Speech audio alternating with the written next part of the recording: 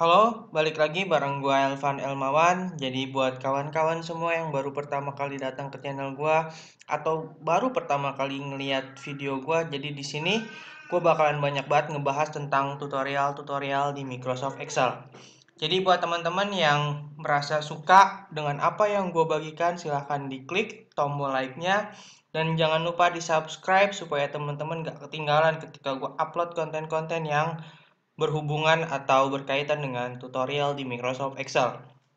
Oke, jadi ini berdasarkan beberapa request ya dari teman-teman semua terkait rumus yang sering banget dipakai di dunia kerja. Nah, salah satunya adalah VLOOKUP dan HLOOKUP. Oke, nah jadi VLOOKUP dan HLOOKUP ini memang beberapa kali juga gua gua pakai ketika gua tes kerja di beberapa perusahaan. Jadi kalau misalkan perusahaan-perusahaan tertentu ya yang memang mencari orang untuk di posisi staff admin, biasanya yang intens sekali dengan penggunaan komputer, biasanya mereka akan melakukan proses seleksi dengan cukup ketat dan cukup sulit. Nah, salah satu proses seleksinya adalah menggunakan tes komputer. Nah, ketika tes komputernya sudah berada di level sulit ya menurut gua atau berada di level advance, maka biasanya perusahaan akan mengetes kita untuk bagaimana kita menggunakan rumus VLOOKUP dan HLOOKUP ini. Gitu. Jadi, langsung aja ya tanpa perlu panjang lebar lagi. Sebelumnya, gue langsung jelasin aja sedikit terkait apa sih itu VLOOKUP dan HLOOKUP. Jadi, VLOOKUP dan HLOOKUP ini adalah suatu rumus atau fitur yang keren banget di Excel yang gunanya adalah untuk mencari sebuah data berdasarkan satu informasi yang bisa dipakai untuk mencari data di tabel yang lain. Simpelnya seperti itu. Jadi, misalkan gue mau nyari data ini nih, tujuan, harga, menu.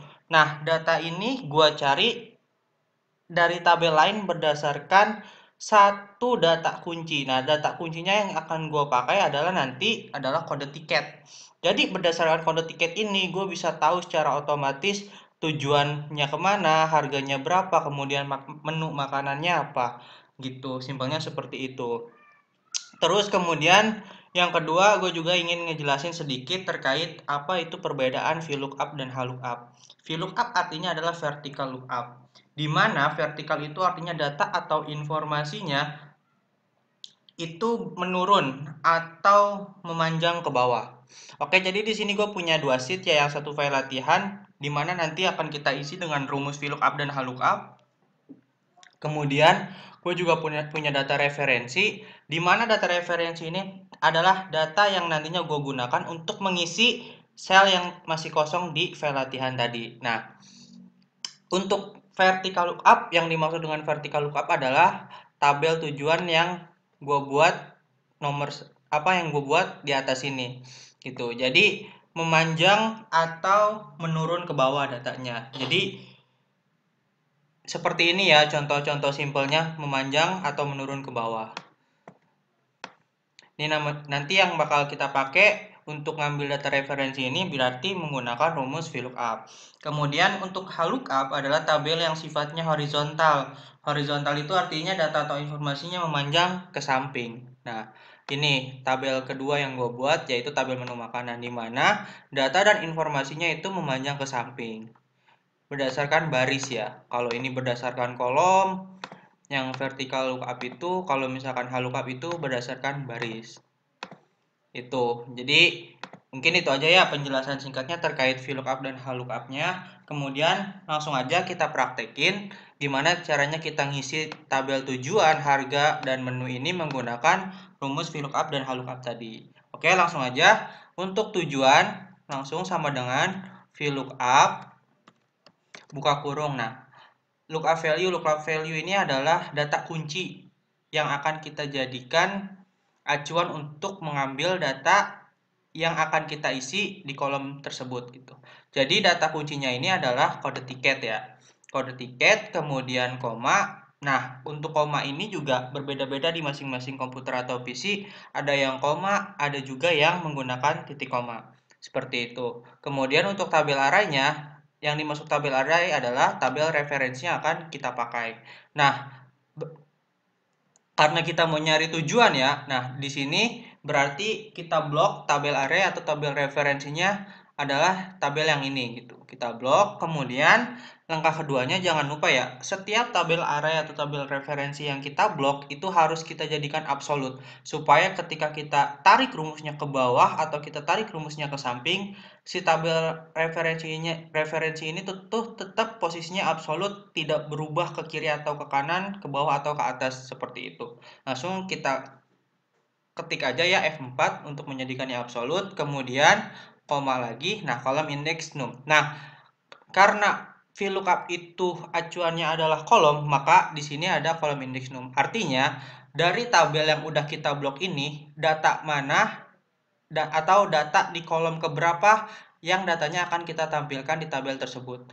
Nah, karena kita mau mencari tujuan, jadi kolom index number-nya adalah yang kedua, 1, 2 gitu. Ini yang kedua ya. Berarti kita ketik aja langsung 2, kemudian koma. Nah, untuk range lookup-nya ini selalu kita pilih false ya, false, atau bisa kita rubah juga menjadi 0. 0 itu artinya juga sama seperti false. Oke, langsung aja kita tutup kurung, kemudian kita enter. Nah, sudah ya, sudah selesai, sudah tampil tujuannya Yogyakarta, Jakarta. Coba kita lihat lagi untuk memastikan benar gak kalau misalkan kode tiketnya BBB itu tujuannya Yogyakarta, Jakarta. Benar ya, BBBB Yogyakarta, Jakarta. Yogyakarta, Jakarta. Oke. Nah, kemudian langsung aja untuk ke bawahnya kita drag down. Nah, kita pastiin lagi CCCC ini benar gak Jakarta Solo. Benar ya, Jakarta Solo. Oke, sesimpel itu teman-teman untuk penggunaan rumus VLOOKUP. Nah, untuk harga kita ambil juga harganya dari harga ini ya, harga tiket tujuan, berarti yang ini.